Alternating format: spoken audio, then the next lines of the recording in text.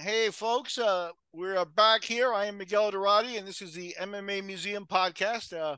We are off on another adventure, another one of our long interviews, and we have the honor of being joined by a real old school guy, West Coast guy who fought in many of the early UFCs. Most people will remember Brian Johnston. The nickname on the websites out there is Fury. The record is not too extensive, but it doesn't matter because the stories from those old days and these guys were like the most legit guys out there. Brian, the fight I remember of his was against Reza Nasri, where that's a fight that you ended with a bunch of headbutts, which aren't even allowed anymore. So let's get right into it. Brian, how are you? Sure, I'm good. Thanks for having me. Great, thank you, sir. Now, before we get started, I just want to go over some things for the fans that are out there. Brian, I understand that you had a stroke at some point, and that your speech is a little affected. Why don't you tell people when that happened and your recovery and things, and that Sure, way they'll get yeah. used to understanding you. I was training some guys for Pride in 2001 and got caught, well, not caught, I was demonstrating how to get out of the front headlock and guillotine choke. And ended up tearing a vestibular artery. So it was trauma induced. And I ended up with something called locked in syndrome, where you're paralyzed Wow. and feeling with your eyes left. So it was a big deal because no one comes back from it. But I think I was lucky enough to have the mindset and the physicality of an athlete back then. But Sure. been disabled ever since. Yeah, I know. Obviously, a very difficult thing, and you were when we first saw you in UFC. You were one of those guys that was extremely athletic, like a big heavyweight, but not like a chubby heavyweight or anything like that. You were really fit and set up. So how did you get to the UFC? Let's go back to the early days because you're a Californian and there was a scene out there of fights and stuff. Were you involved in that type of stuff before that? How'd you There, get to? there was really nothing going on, any level other than the UFC at that time period. There were none of the smaller shows. Eventually, they did a bunch on Native American reservations to get away from the commission, and they were very popular. But the time I fought in the UFC, those weren't available. It was NHB, not MMA. It was quite different here. Sure, for sure. But I I got into the UFC. My buddy said, "Hey man, I watched. It was awesome. You should do it." I'm like, "Oh, that can't be illegal." And lo and behold, it was on pay-per-view.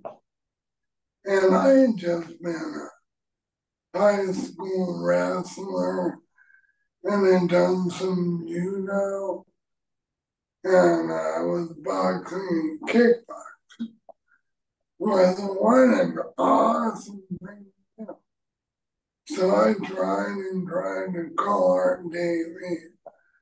And it turned out my trainer Javier from AKA knew Art from previous kickboxing show. So Art said, "Yeah, we want to use him, but he looks good, doesn't have much of a record.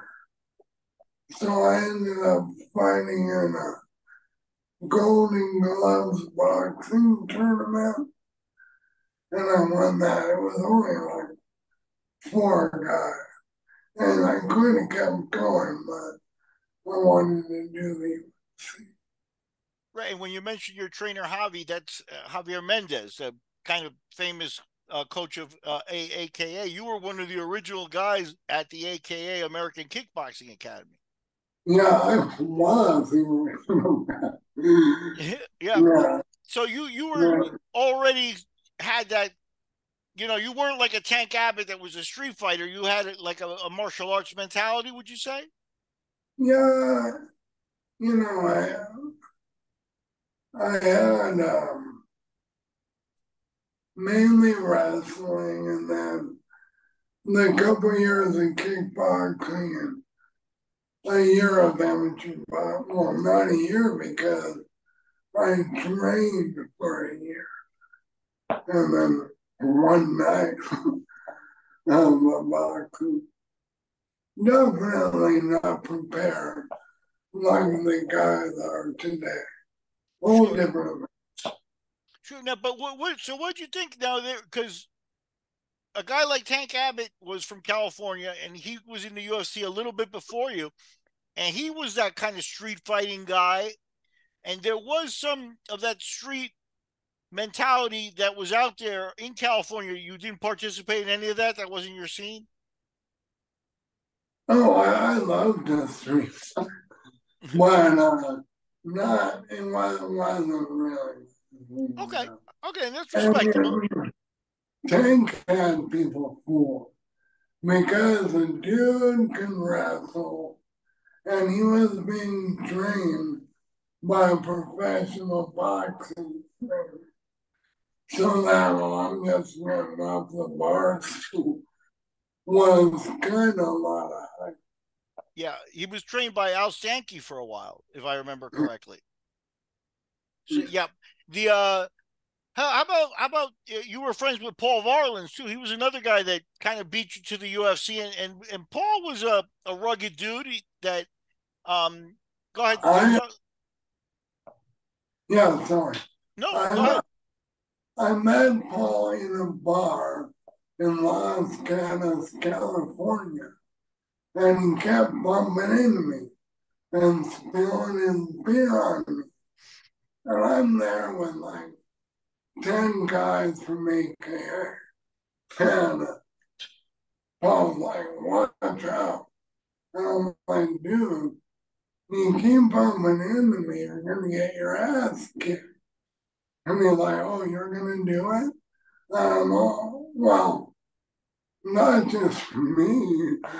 This guy, it won't be fair. You should let me buy you a beer and we'll squash. So we did. And well, if you really want to fight, show up hungover tomorrow morning at AKA, which was like 1,000 square feet, and we'll spar.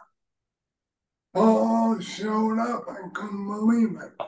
At like 8 in the morning, ready to go. Did not know how to fight for the shit. He was just a big dude. Yeah, So we became friends, and he started training in AK also. yep. Now And go ahead. he did develop skill. Yeah, Sure, sure. later. Yeah, I think Paul. I've seen you on Facebook talking about how fighting is very mental and cerebral. How you could be a strong fighter mentally, or you could be a weaker fighter mentally. I think I'm Paul a had. weak Well, we'll get into. I'm not sure you're giving yourself one. enough credit, but Paul, I think, had that the right attitude. Like he'll fight Oh, anybody, and like he was ready yeah. to be aggressive. What did you think of him from the beginning? Oh, I always liked Paul. Um, I thought he could have been really good. he was the kind of guy that wasn't super coachable. I think I shouldn't talk, neither was I. But he could have been, I could have been, well, could have been better, and he had some rough living circumstances, trying to housing. He was down in San Jose State on a football scholarship, Yeah. down lineman. And he lost that. And it's not like the UFC was paying your bill. Yeah. Yeah. So, he had to do different jobs, whatever he could get by. Yeah, and he told me I had a chance to interview him before he passed. He told me that a Russian guy named Igor Vovchanchin was one of the guys that hit him the hardest. Um, Oh, second was his mom, because so he did come from a rough family background and some you know yeah. like so Yeah. His mom and dad used to whip his ass. So yeah he, he, was, he told me, he's like, what can they do to me in the UFC? Then my mom already has.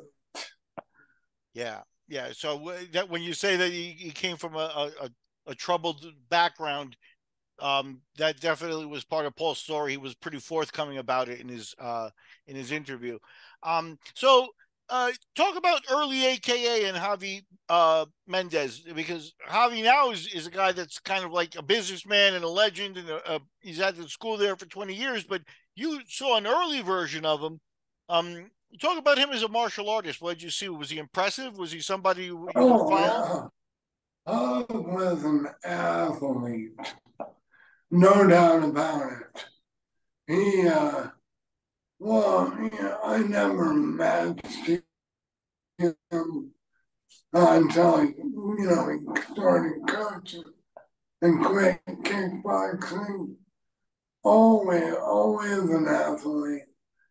In the beginning, and he'll hate me for saying that, but he didn't understand coaching MMA because no one really knew what it was. I think the wrestlers had the best idea, but Yeah, so we never had a game plan. It was kind of fly by the seat of your pants thing. And obviously he got better and better and better over time. And then he hooked up with Crazy Bob, who he just interviewed. And Bob is a genius, man, as far as figuring out, all right, well, here's what we're going to do. Here's his weaknesses. Here's when he's going to get tired. Bob is excellent. Excellent.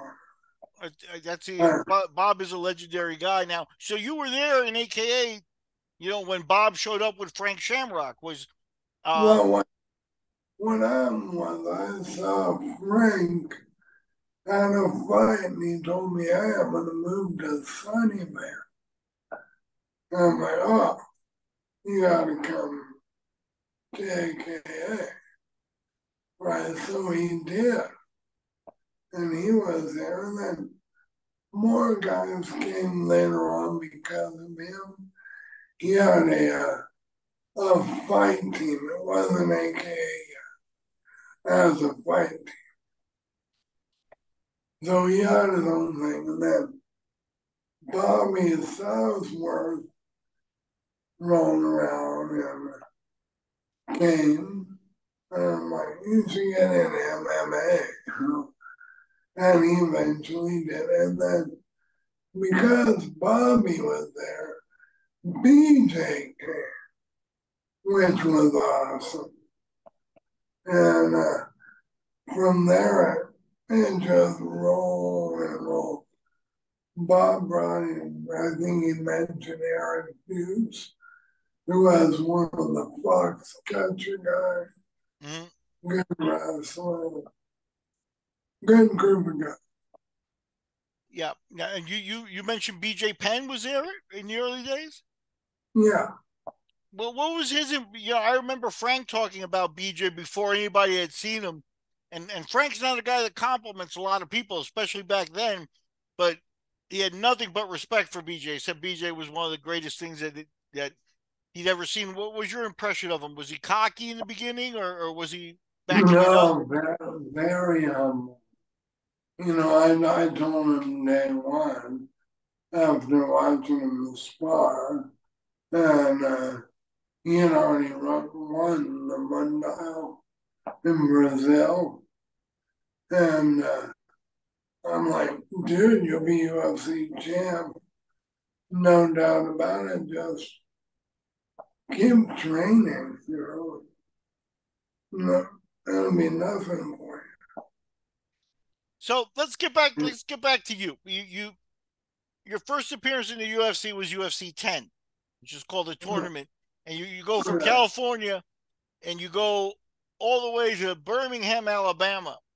Um, what did that feel like? I mean, did it feel like you know? It obviously it's Go, gotten. Go ahead. go to shot. Yeah. Go to shot. I had, I'm from the Bay Area, and it's a diverse group of people, right? I'm white, Javier's Mexican, Guy trained with Brewster is black, one of my other boxing trainers, and you never thought anything about it. But we went to the hotel in Birmingham, and the concierge asked me, I say, no, are you sure you want these guys on the same floor? Yeah. And that was in the late 90s. I was like, whoa. Yeah, it was a culture shock. Yeah. Now you said uh, how was your mental experience going to that to fight? I mean, because fighting, Paul Barlin's spilled some beer on you. You almost fought in a bar. You were like, "Come on and spar," but now you're traveling to go to a fight, and you know it's coming, and you're seeing your opponent. How was that? Did you have trouble handling that? Were you trying to get used to that? No, yeah, no, it was fun. Like Okay. being in a miniature limelight, like a bee actor, Mm-hmm. and it was cool until I tried to throw my guy Fiedler, and he got on my back, and I looked over and saw a television camera pointed right at me, and I'm like, oh no, that's the only time I felt kind of queasy. Okay, okay, that makes sense. Now Scott Fiedler was your first UFC fight in the tournament, and he got your back, but you got out of there and you won that fight. What do you remember about the fight overall? It surprised me because he came right out, and I was like, oh, not going yet. And he clipped me with the right hand, barely telling the video. And it left a bump on my cheek for like 15 years. Wow, yeah, uh, definitely rough days in the UFC. Now, you got out of there about 2.5 minutes in, and this was a tournament. Um, did you see Scott at the hotel room before in the hotels? Did you have any I, interactions with him? Was he cool? Was he a jerk? I have no idea. Okay, you avoided I him. He know, avoided you. I know we just didn't see each other. And I know he passed away. Oh, okay, Got, that's a shame too. yeah, got cancer quite a few years ago. But my hats off to anybody at that time that Okay. was willing to go for it.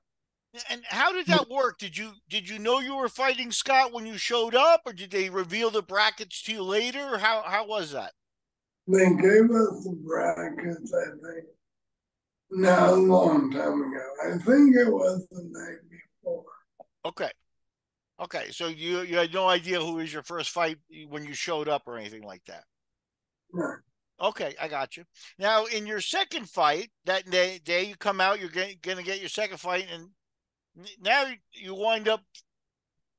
You didn't know it at the time, but the guy's a Hall of Famer. You fight Don Fry, and you went a long time with more than 4 minutes. What do you remember about the Don Fry fight? They, see, I didn't know who Coleman was, and he was originally in the bracket. And they kind of changed it around because they're thinking it's going to be Donnie Coleman as a player.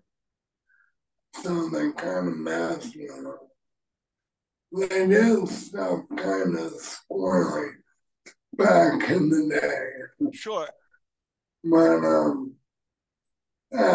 frankly, I probably would have been better off fighting Mark at that moment in time because I've always had the problem of being a mental marshmallow.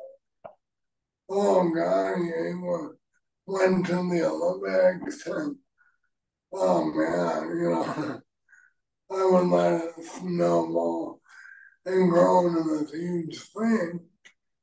I did the same thing with John Fry. I just watched him put Omri Matachi in the hospital for 4 days. Yeah. So when I went out to find him, I'm like, screw it. It So, doesn't matter. so that's interesting. So because of circumstances, this I think was also some of Coleman's first appearances. But you saw Fry fight Bitech, where that was a brutal fight in the UFC, where he roughed him up real good. Bitech, a legendary UFC Brazilian Jiu-Jitsu guy, and yeah, Fry messed him up pretty bad. So that worked on your mind. They switched you to Fry, and wow, that's amazing. That's amazing. Now Coleman, what was your impression of Coleman seeing him at the fight though? Because now you're talking about a guy who's also a champion, a huge guy, a wrestler, an athlete. Um, what were your thoughts on what you were seeing in this bracket? Guys were improving from the early UFCs. Well, I thought he was good, but I also thought I could kick him in the face. Yeah, and that it's funny because kicking him in the face seemed to work later. So you take the loss to Don. What was Don like back then? Because Don uh, can be bombastic, can be kind of cocky and arrogant and stuff like that. How did you find talking to these guys after the fight? Yeah, and then becoming very good friends with God. Okay, He good, lives, he lives about 2 hours south of me, awesome, and still see him all the time. cool, cool. Now Yeah. I never I talked to Don a few times. I actually tried to get Don to fight Roger Gracie when I was doing matchmaking for Bodog, and Oh, Don, I always found to be a real competitor and a real tough guy. At some point, also he took one of his students. I'm not going to remember his name. Martinez, Rainy Martinez was his name. yeah, I know what I mean. Yeah, Rainey came and did our tournament in Texas with Don accompanying him. So every Oh, time I've met Don, he's been the real deal. You know what I mean? Like Yeah, but he's got that star power also. He can be a superstar as well. Um, Dawn, I've known him now all these years. We wrestled in Japan for 5 years together all the time. And he may act tough. He's a softie. don't, don't tell him I said that. so now, so you bow out against Don Fry, no harm in that, and then you come back right away to the next UFC, and now the next UFC is uh, UFC 11, and you fight an Iranian wrestler, which for the wrestling fans out there, Iran is one of those countries with real wrestling pedigree. Like they put out world champions and stuff. And this guy came with a big reputation, but I think you came in jacked up, bigger, stronger, faster than the first time we saw you in the UFC. Would you say that you took this very seriously? Apparently steroids work. Yeah. Okay. I'm glad But a lot of not, people. not, Yeah, I'm glad you're being honest because a lot of people would say that oh, he took steroids and stuff, but I think that there's pressure on you, isn't that? Now you got your first taste of UFC 10. They're not doing any real testing, and you know you now know, hey, whatever edge I can get, and it showed because you looked fantastic as an athlete. People were. I was looking forward to seeing you with a long, long career.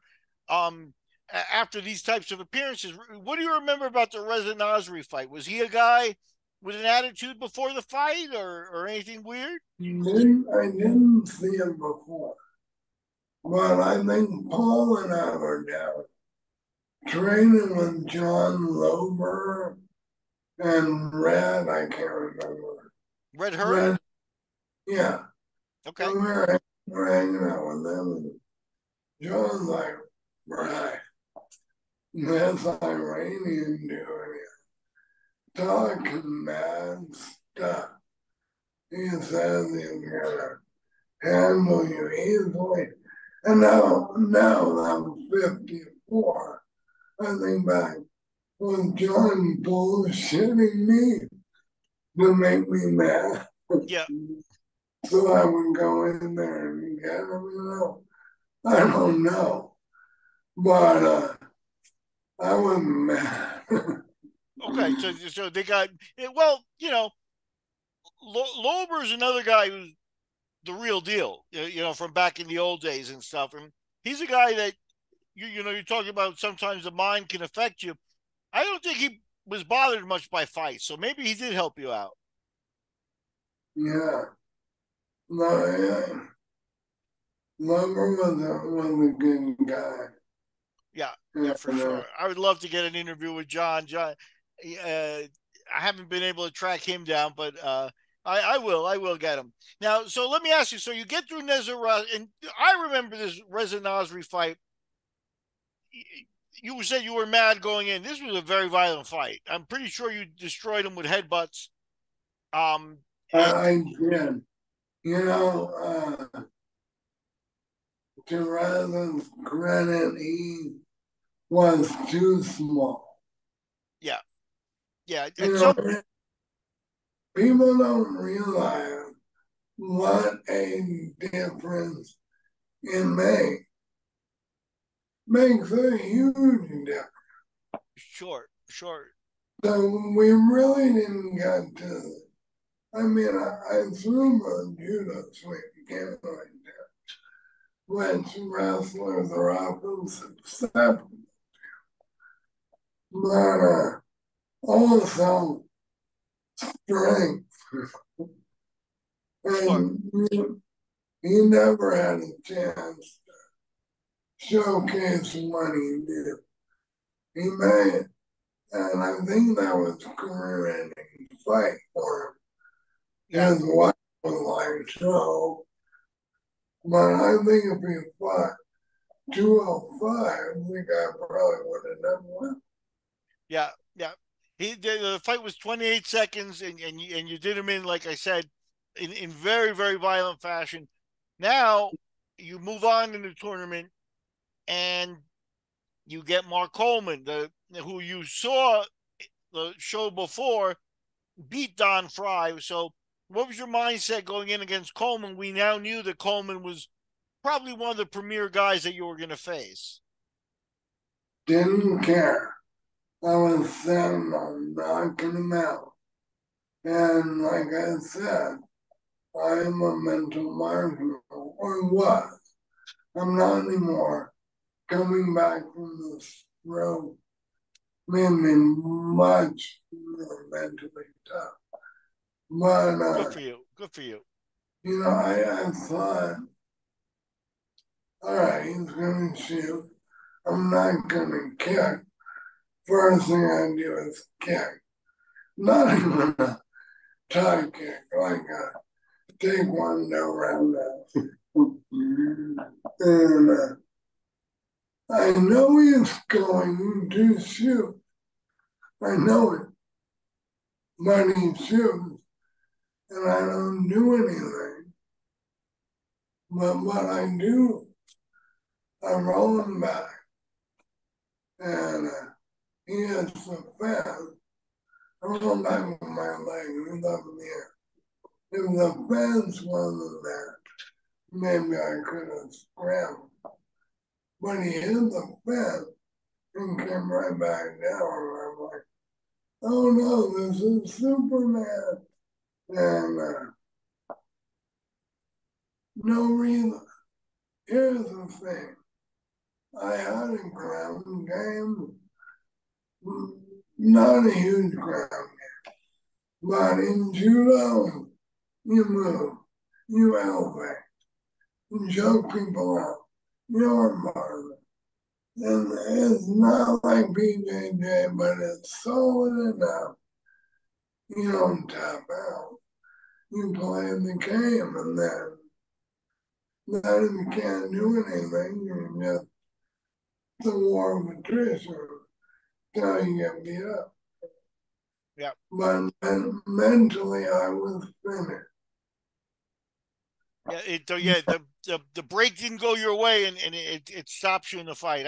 I can empathize or sympathize. Now, let me ask you, because you talked a little bit about technique, and we mentioned two guys that from those early days were probably among the most technical and better fighters that you're going to find. One is Lober, and the other one is Richard Hurd, Red Hurd.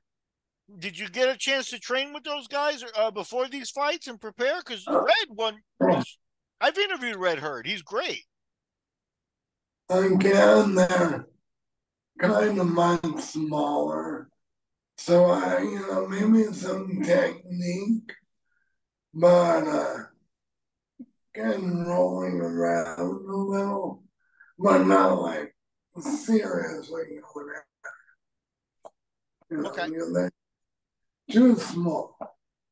Okay. Uh, I appreciate that. I appreciate that. So now you come back to the UFC Ultimate, and in the first round, so now you've done three tournaments. These are three legendary tournaments in that time period. And unfortunately, now here you get another Hall of Fame guy, and this was Ken Shamrock. And this is probably um where you, like you said, steroids work. You took another step because you came in really, really physically even bigger and improved in this fight. Um, what happened with Ken? Did he just move too quick, get you go in the wrong direction? Because I wish you had gotten a chance.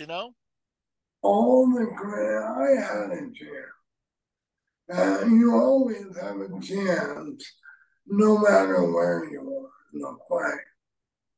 Ken didn't hurt me and pounding away, hurt his hand on my head, and I take nothing from beautiful timing. The execution was there, but it was perfect. We didn't shot right in. And that's when do a total blank and held on to it for 5 minutes and then quit. And I kicked myself in the ass because, I mean, two guys go in there. You don't want to just, oh, that guy laid down and I looked at that. Ken deserves a brawl. You know, I didn't bring it. Not taking anything away from Ken. I'm not saying, oh, I would have beat him. I'm saying he deserved to fight and he didn't get. Now let me ask you: we've been getting to know each other, and like you said, you know, street fighting wasn't exactly a huge part of your background. Now, with Ken was a guy that liked to scrap it up in the streets. You know, the truth is even with Mark Coleman, I've interviewed Coleman a few times. I actually know him very well. Coleman still talks about a street fight that he lost against a football player back when he was in college, you know? Now, do you think that those guys with the street fights maybe had a little bit of an edge, maybe a coolness to it that you were missing? Well, I think I might have misled you. No, I said they were a huge part, but I am Okay. definitely on street fight. I fought 7 guys in the jump in Roppongi, Japan. Okay. Dispatched 5 of them, and no, I was with Don, and they still want to fight. There were Gracie there, there were Prime people were like, whoa. So I beat all only the guys up. And then 2 guys, I don't know what was wrong with them. I beat up all their friends, but they still want to fight. John Fry comes out the bar door and they, oh, yeah, John Fry. And they run. Okay. And John chases them down.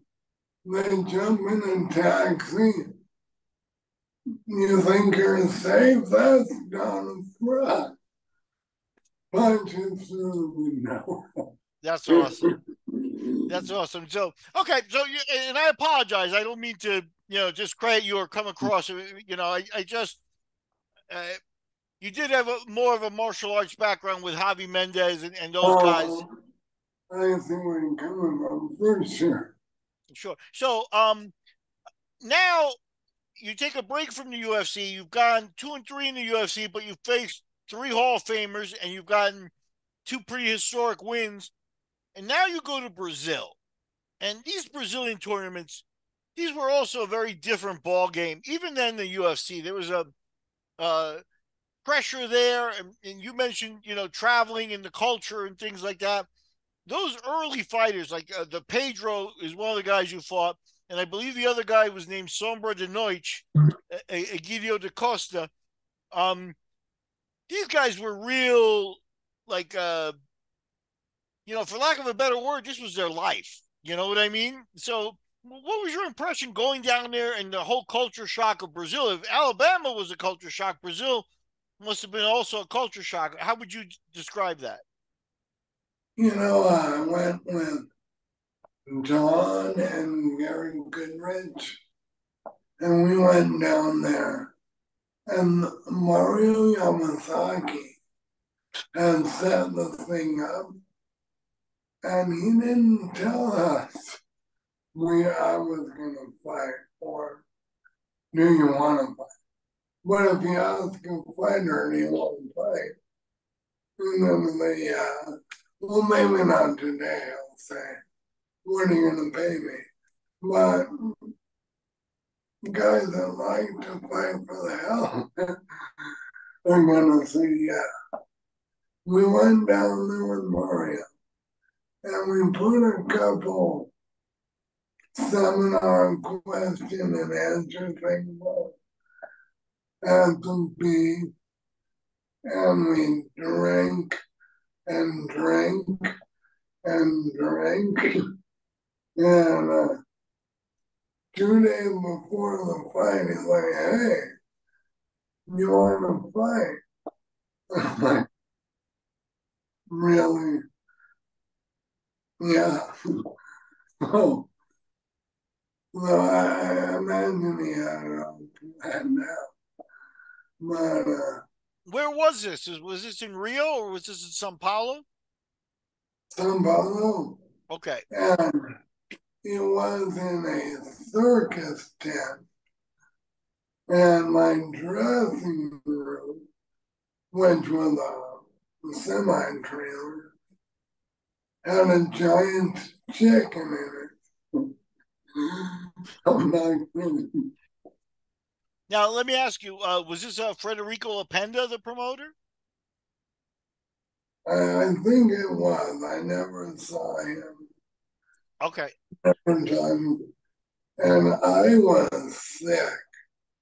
I had diarrhea. I was sweating. Uh, uh, Probably hungover Yeah. too. Yeah. But I'm like, well, Donnie, Gary are here. I can't push out now. Yeah. No. It's. I'll tell you Frederico Lapenda's story that Paul Varlins told me.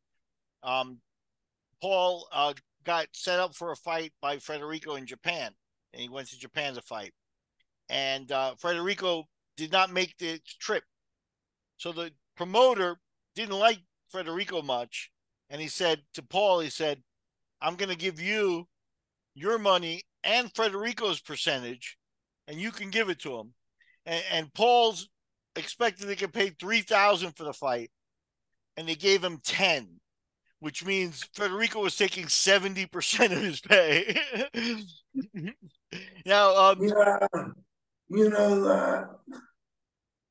I wonder. I mean, God bless him, Scott Coker.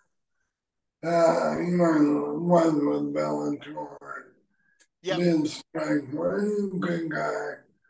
But he had gotten me a couple of fights. I always wonder, how much did he make? More than me, I bet. yeah, But that's neither here nor there if you don't know about it. yeah, no, for sure. But I do think that that's one of the things that you guys, especially in the early days of the sport, really kind of got abused there. You know what I mean? Because, um, Red Herd is a guy that he told me, he went to Brazil, won a tournament, a $25,000 tournament. He's like, hey, I can make a living off of this. And the money. Yeah, and then Yeah, then he goes back and loses the next tournament, and now it's not 25,000 anymore. It's like 5,000. Now you can't make a living off of that. So sure. for sure, I think that's why you early guys, no matter what the story is, really deserve respect. You said it yourself that you're fighting for the sake of fighting, basically, because it's not about the money or anything like that. It's more about the honor and proving yourself because the money just wasn't there. So what'd you get Right. paid in Brazil? What'd you get paid in Brazil? I actually got paid nothing because Mario gave me a baggie with like hundreds of personal checks in it and the time that that's how they paid him was non-cash. And I'm like, I don't want that. You know? Now, was this if I'm not mistaken, is this a famous tournament? You said you went with Gary Goodridge, where Gary fought Pedro in the finals and put his hands in his pants to end the fight. Is this that? Was that fight? Oh, different. Yeah, Gary didn't fight that. Oh, okay, I got you. Because Gary fought the same guy you fought, the Pedro, at some point, and wound up removing his cup and squeezing his balls to finish the fight. those are the No, those are the good old NH, no. yeah, no holds barred days. Now you come back to the States, and about 3 weeks later, less than 3 weeks, you do another one of those famous early NHB experiences, and you go to Iowa, I think, and you fight on the Extreme Challenge, which is Monty Cox's show. Um, you fought a veteran guy there named Dennis Reed, and I think I know the story here. I think you were too big, too strong, too fast for Dennis, even though Dennis is a pretty good fighter. What do you remember about that fight? I'm glad I didn't hurt him because I liked him. And Paul Miller, Pat Militant, before anyone knew who he was, uh, showed me around, took me to the state wrestling tournament. Bonnie brought us to a comedy club. Uh, and Dennis went too. Yeah, He was right there. Bonnie had this thing where he had a group of guys that he'd have fight regularly. sure. But, you know, it's almost like pro wrestling. So, what did you think though of it? So now you know the UFC's not huge at this point, but at least the checks are there. You're getting paid. You're traveling now. You've gone to Brazil to fight. Now Iowa and the Monty shows sometimes were a little small back then. Did you feel like you had a future in this fight game, or were you still fighting just to prove yourself? Or Well, no, I definitely thought I'm just beginning to understand how I have grappling, I can wrestle. I have a little bit of AJJ, but mainly like catch wrestling. And can definitely strike. I need to transition better. And my mental game was the problem. It wasn't physicality. Like in the gym, very few guys could even hang with me. sure.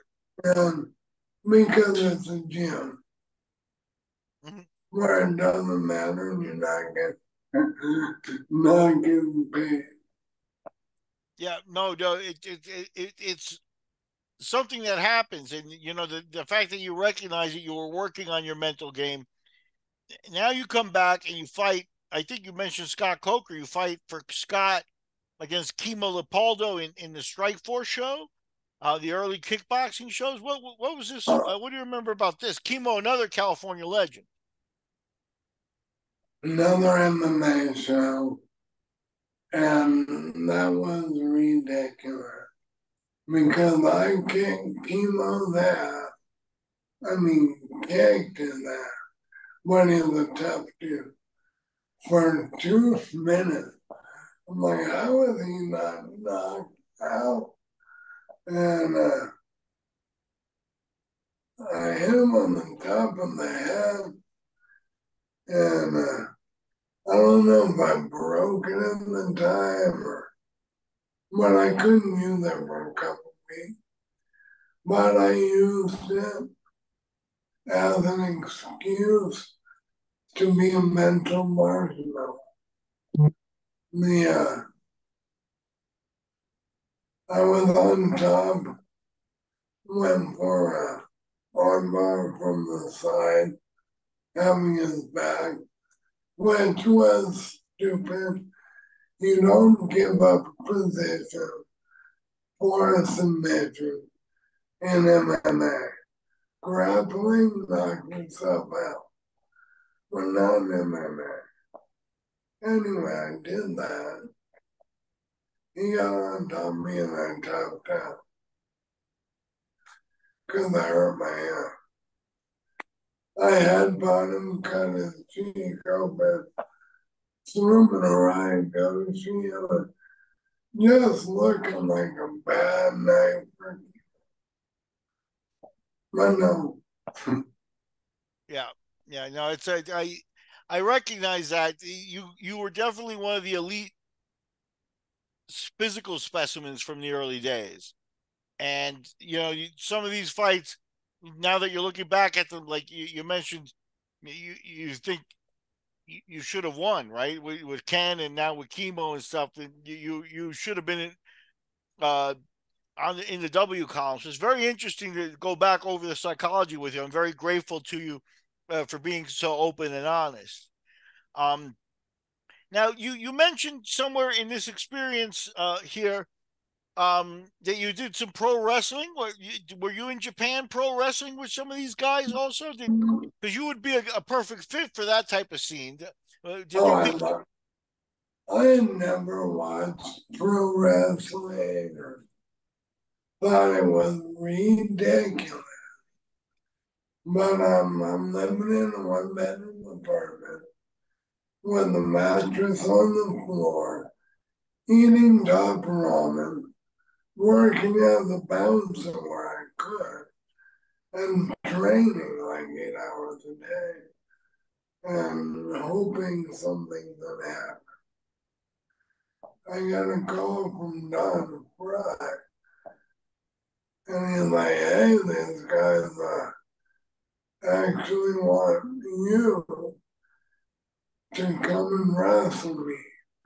And I'm like, and lose, no, even though it's pro wrestling, I didn't want to lose to non-one. I told him no. So like 5 months go by. And still the top ramen. Not a good one. And they call and they say, hey, there's this, we need a guy that knows judo. We have a Noya Ongawa, who's a all Japan champion. I think he took second in the world and third in the Olympics. And we're wondering if you'll take an ass whooping from him. And I thought about how much? And they told me, I'm like, oh, hell yeah. So I go there, and the show is in the friggin' Tokyo, like 60,000 Yeah, people. And boy, he was great to work with. We put on a good show. He made me look good. And I let him toss me like a rag doll, which a lot of guys can't do. They can't take that fall. mm-hmm. And they really liked, and they called me back and said, hey. So I went back with Dave Benetto. Remember him? Yeah, sure, Canadian. Really good wrestler. And and we would have camps in Minnesota with Brad Ranger. Brad was a pro wrestler, but he was also an Olympian when we did the boycott in the 80s. Okay. He was on that team. Animal. But so our pro wrestling camp was really stiff. It was Sure. some serious hardcore fighting going on besides learning the pro wrestling. And we went back and forth in Japan a couple of times. And finally, they're like, Dawn, I think that I want a contract. I'm going to keep doing that. I went, oh. That's more. So I got a contract too.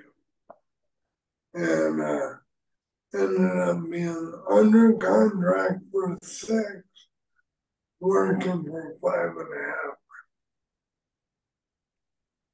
Yeah. And no, the Japanese, all of those wrestlers, I was blown away and how athletic and how tough these guys are. And what they even go through, they'll have young boys and they'll do all the sweeping and mopping and they'll have a dark match, no TV. And they get beat up and pounded up for like 10 years. And they all have a martial arts or wrestling background.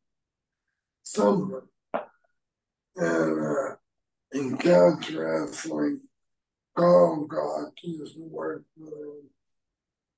But yeah, it was quite an experience. In fact, my pro wrestling is what eventually made me mentally tough. Just seeing these guys, training with them every day, and doing more submission work with them. It was cool. Yeah, no, you're not kidding. The Japanese have a really hardcore pro wrestling scene to the point where um I don't know if you're familiar with the pro wrestling in the US now, but there's a new company I think called AEW, um, where Minoru Suzuki, a pancrase fighter from your era, is still pro wrestling today.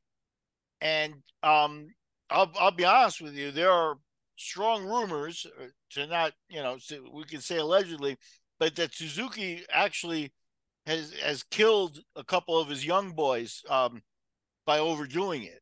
You know, so Uh, that whole scene can be very very rugged. Where you have to have respect to the master, and you can't really say no or and everything like that. So, and yeah, yeah. It Suzuki's a was guy who has a kind of, cruel, and if you get a guy who's got a cruel streak or who likes and enjoys doing that, it can be even dangerous. I'm sure you've seen a lot. yeah, it was kind of uncomfortable in that they brought Tone and I in kind of in the hierarchy. We were closer to the top. Yeah. And then you have these guys that have been taking hell, living in dorms, having the crap, for almost a decade. And they have to bow to you. And, kind of cool. Yeah. So you fought Ogawa in the Tokyo Dome then. Yeah. So how much did you get paid for that, if you remember?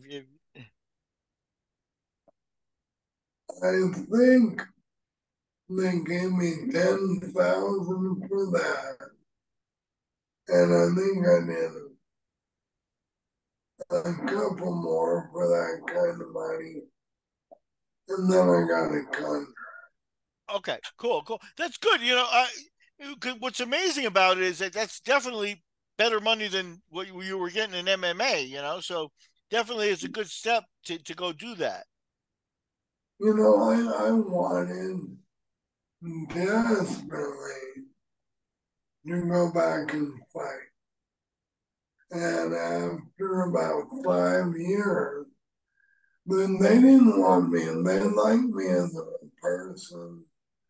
I was an okay wrestler, but I was gregarious, funny, and humble with them.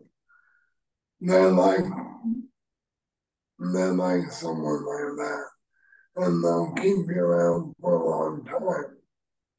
But they were, I kept asking after about a year and a half with them, can I fight in Pride? Because we talked to Saki Moore, the president Yeah. of Pride. Dawn and I had talked to him at the same time. You know, Dawn ended up fighting. I ended up having a stroke. But it was my idea. I'm like, I finally got it. I'm not gonna tap out. I've got it. These guys are in trouble. And that's why I was bummed about what Bob Quick said. Hurt my ego.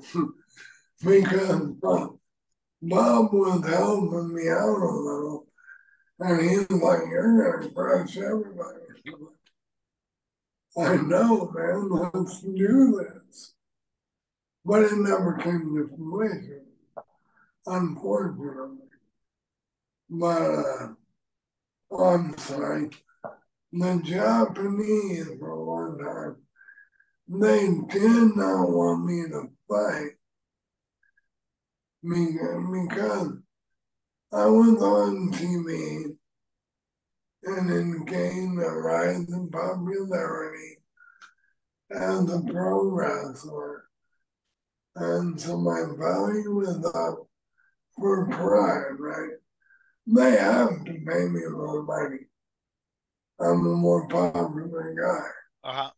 Doesn't matter if you win or lose. You have a, it's like being a YouTuber now. You bring it on. But they didn't want me to fight because of money. They're afraid I made too much money and then I'll wrestle. Yeah. So I finally made a deal. I met all signed a contract. I actually ended up loving pro wrestling. It's like being a little kid. I'm doing whatever you want. And so I said, I will keep wrestling in New Japan. Just let me out maybe 3 months, 4 months out of the year so I can have 2 fights a year. And they're like, but it was simply because of the money. Thought I made more money in Pride. I'm Sure. not gonna. Sure. The guys that got to do Pride because of its legitimacy and stuff were able to use that to negotiate for sure. And they seem to have, cock blocked you kind of thing. That's that's a shame because you're a guy, I think, you've already paid a lot of dues in the fight game where we are. And, you had to go to pro wrestling to make some money. You say you were living on with your, mattress on the floor kind of thing, trying to get by in the fight game. Let's finish up the last couple of fights on the career here because now you go back to the Strikeforce kickboxing shows and you fight a guy named John Renfro. Um, here Oh you yeah, here you pick up a win. This is in May of 1997. Um, and this is your second to last fight. So what do you remember about this fight? okay. I remember the state athletic commissioner saying no one's getting. And I said, why can't we just at least open palm strike? There were no strikes standing up, only on the ground. And I'm like, that doesn't make any sense from a fighter's standpoint. It's very different to deliver a kick to move in if you're not striking too. And the commissioner said, too bad, no one's dying on my watch. And I laughed, and he got angry. And, Yeah, I mean, this time where the commissioners didn't know what they were doing, they were just trying to cover their asses.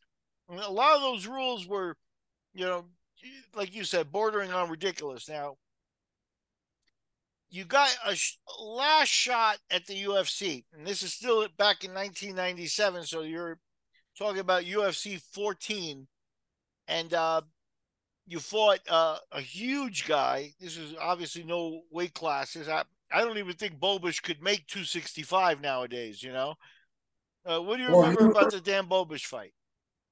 he weighed in at 315.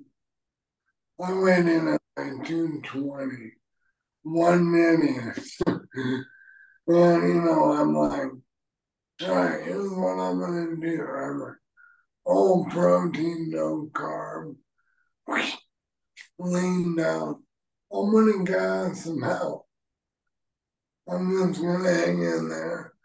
I'm going to gas them out. Then I'm going to kick his ass. I wasn't even looking a big mistake. Looking at him, I was looking at Kerr. I'm going to try and do the same thing to Kerr. I'm going to gas him out. What did I do? I went in there, and first thing I did is went toe to toe with Dan, who outweighed me by 100 pounds. And this one, I didn't mentally gas out. I remember he just kind of, like I was nothing, was pushing my head into the fence so much that the fence bubbled out. I'm like, all right, no problem, don't worry about it. I got this guy. And I went to everything I had, pushing about me. Then I tried to elevate it. And there was no use. I should have waited until they stood us up. But I got impatient because I couldn't figure out a way to move it. Okay. And you say it yourself, at some point, uh, the weight, the size does make a difference. And 100, there's a reason there's a weight class right there too, because, you're a specimen, but if you're having trouble moving a guy 100 pounds bigger, that 100 pounds has a lot to do with it. Bobish wasn't bad, but, he was huge. He was just huge.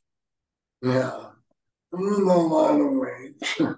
Was this a show where Kerr fought Ranger Stott? No, I think that was before. Oh, okay.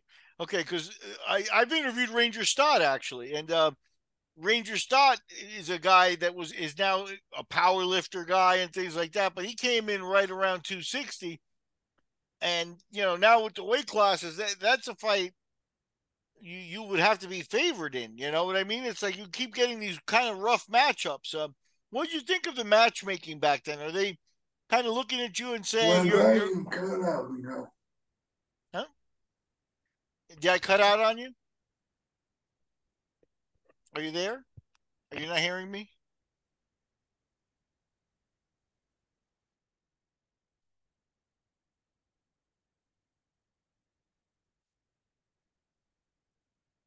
You're frozen, so I'm gonna assume.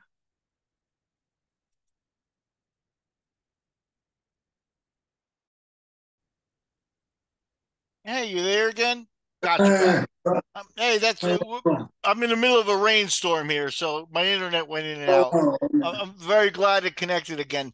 So I was asking you about the matchmaking. What do you think of the matchmaking? Because you're a veteran guy that, with a little more favorable matchmaking, you probably could have, there was no need to put you in with Dan Bobish and a 350-pound guy right away. Were they sort of not being good to you, or what's your thinking on that? Um, I didn't care. You know, I'll fight anyone. Even now, I can barely walk, but I wouldn't mess with you. I'll tell you that. But so let me ask you, why was the Bobish fight your last official UFC fight or MMA fight? Is it something that it was just finances at this point? well, I was wrestling a lot, and yeah, they didn't say I couldn't fight, but I know they didn't want me to, and it was more money thing. Sure, Uh, you know, I love fighting, and I mean, you know what? I'm going to catch back up. The UFC have also gone off the air. No more pay-per-view, right? I'm like, I'm kind of doing this thing where maybe I'll get to do a Japanese commercial. Or I need to be more. I need to be out there. So I thought that's one. The other aspect is I know I need to improve mental toughness. I think Don probably wore up on me. But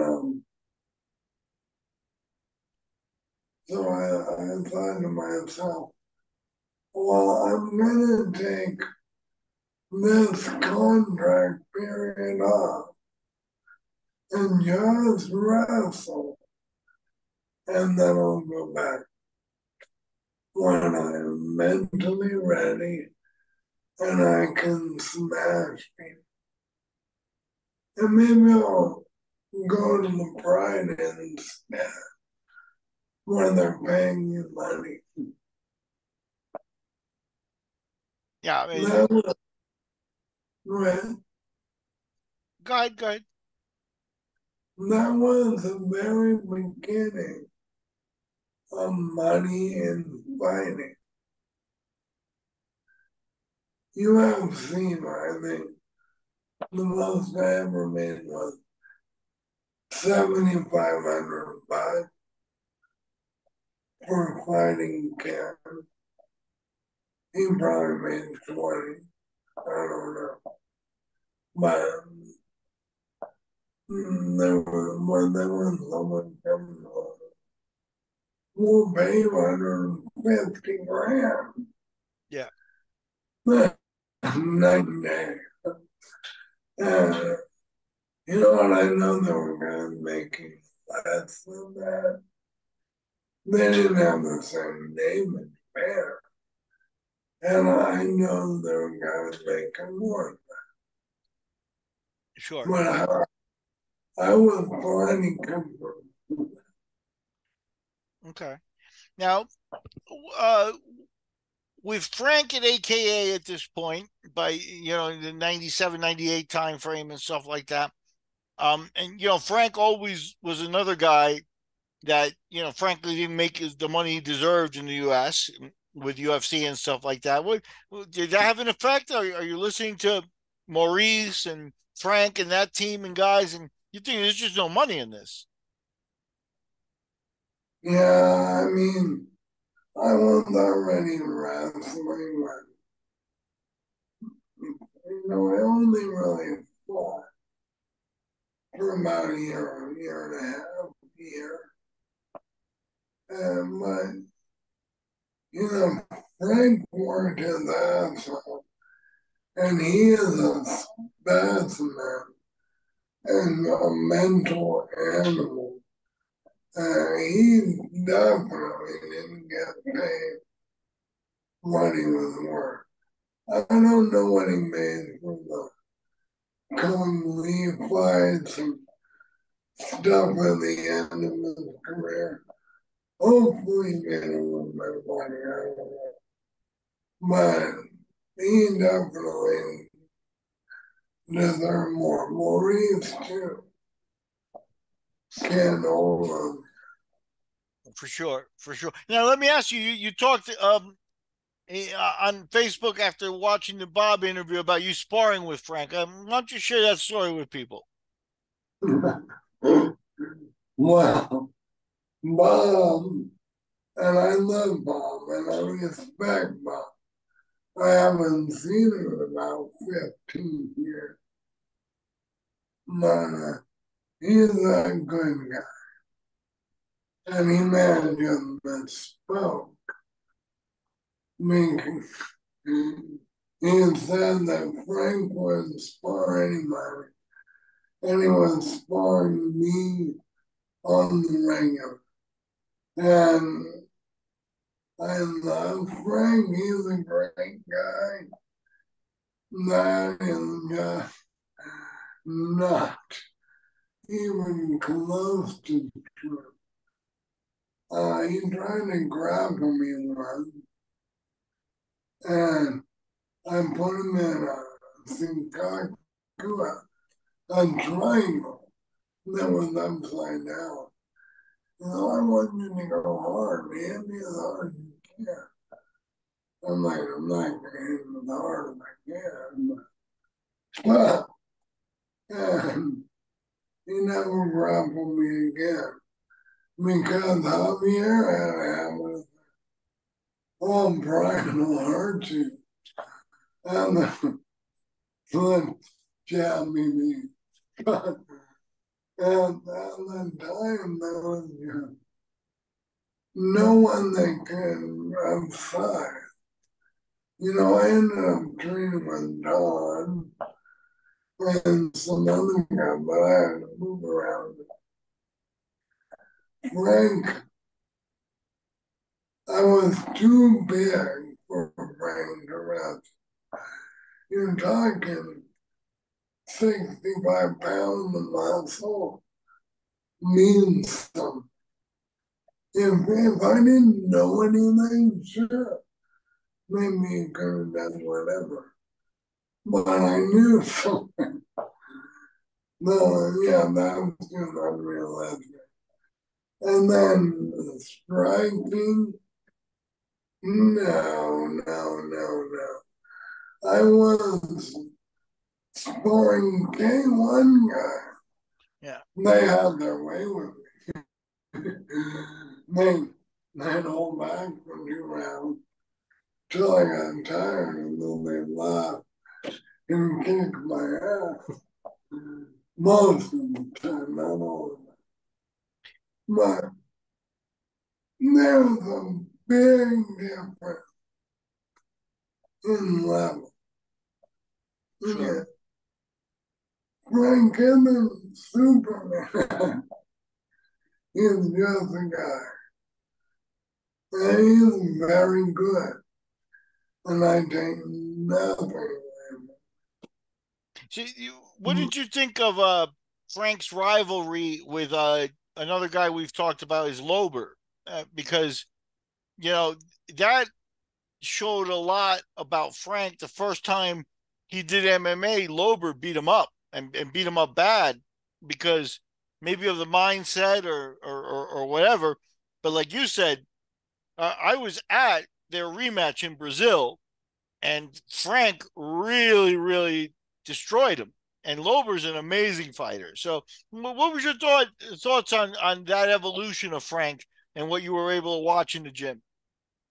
He is a tough, mentally tough guy, and he will wait to be asked to the very last segment of the fight. The Tino fight, he was on the bottom, moving all the time, setting things up. And it took how many minutes? And he finally jumped on me. waiting for me to retire and me to that. Yeah, yeah. He liked exhausted too. He's just mentally sharp. So let me ask you, we're going to start to wrap up here a little bit, but do you still watch UFC? Are you a fan of the modern game? I do. There's so much they have brought to the table. The sport has evolved. I'm a fan. I'm not a fanboy. I mean, I'll turn on pay-per-view if you like. Who's that dude? But, I follow follow the names and the big five. Sure. What do you think of a guy like John Jones? Because obviously people nowadays say, "Oh, he was the best ever" and things, but when you fought, the game was very different and very much, you know, with no rules and things. Just different animals competed back then. How do you think he would? It's fair. A lot of people say, "Well, those guys back then couldn't compete now." How do you think John Jones would do back then? Oh, I think he'd have done fine. He is an athlete. And his whole family, they're all athletes. So I think he has the benefit of picking things up well. And he's very creative in the ring. And I think he'd have done well. Okay, that's a very fair assessment. It's very insightful. So, who do you like to watch of the modern guys? Like, what guys have you been a fan of over the last few years? I like Jerry. I can't pronounce his last name. Pacheco. Yeah, the guy with the ponytail, yeah, Jiri. Yeah, Yeah, you're right. He's very unorthodox and very interesting. I like that. Um, yeah, yeah. I like guys that bring a unique dynamic. I mean, yeah, Poton, they're guys that are just really good. But they don't have that unique style. I like to see that. yeah, So, something in cookie cutter uniform. yeah, exactly. I think there is like a stock type of talent pool now, and Jiri, you're right, actually brings a lot of uniqueness. It's a very interesting athlete, and it shows you're still watching the game. Now, I'm going to close out with an interesting question for you because you talked about trying to get into Pride. And if you had gotten into Pride, you're a heavyweight, they had Fedor. What did you think of that guy? I'm Fedor was an animal. Believe it or not, very similar style. I'm a judo kickboxing guy. He's a solo guy. And I don't, I mean, he's an animal. He's one of the best in the world. I don't think he has great movement on the feet. I think they're old. But, I mean, who am I to say that, right? Sure. Yeah, And well, the thing about him though is, you talked about, the performance. You could do it in the gym, but he performed in the big stages, and they made him do strange things. Like to me, and if you're familiar with his work, right? He fought that giant Korean guy from wrestling. This guy's 7 feet tall, 400 pounds. Fedor's practically half his size, and he arm bars him. These are the types of things that you can't even see well, in the that's UFC. all Yeah, one lever. He missed the armbar the first time, got roughed up, but came back to it. I mean, that's the kind of mental toughness. I think Fedor is the best ever. Who would you rate as the best you've ever seen? You gotta put John Jones in there. Okay. The, the guy is super creative and he has never really lost. And but yes, Fedor is awesome. Okay, and I appreciate that, Brian. It's been so good to get to know you, more than on just Facebook. Um, I appreciate the interview so much. It was such great insight into the old days. Like you said, your speech may be a little affected, but the upstairs is still working absolutely fantastic. You taught me a lot. I love to hear what the old guys are really thinking when they've still got it like that, because I think it's really important. I think we captured a lot of great information in the interview. So I'm very grateful for our time together here. And I'll send you a link as soon as we get it. Do you have any closing comments you want to mention to people here? No, sir, thank you very much. Yeah, it was spectacular. And like I said, this was even more valuable because not a lot of people would say, "Oh, I'm going to interview that guy," or whatever. And like I said, the insights, the things that you told us about the mindset and about the way the game was in the early days, just your unique experience deserves to be captured. So I'm very very grateful, Brian. Thank you so much. Absolutely, thank you. Great. I'll send you a link and thank Maggie for us for setting up the phones and everything. Okay. Absolutely. Great. Take it easy and have a great All evening. right, now, take care. Yes, sir. Bye bye.